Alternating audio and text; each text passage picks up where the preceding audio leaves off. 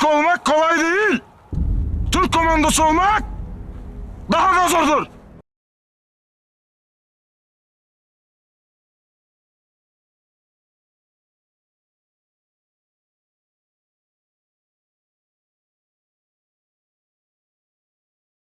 İnşallah haftaya çarşamba günü Meteler filminin galasını yine Nevşehir'de yapıyoruz.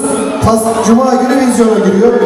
Çarşamba günü Kültür Merkezi'nde bütün kardeşlerimi bekliyorum. Nevşehir Belediye Başkanı Rasim Arı ve şehrin protokolünün katılımı ile gerçekleştirilecek gala, Nevşehir Belediyesi Kapadokya Kültür ve Sanat Merkezi'nde saat akşam 6'da düzenlenecek olan kokteylin ardından gerçekleşecek.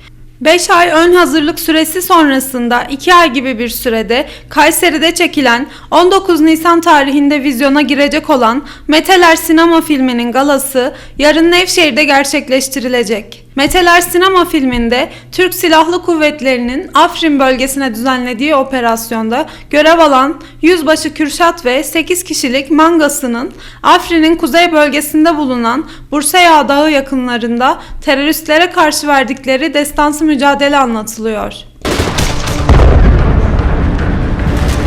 Komando! Allah!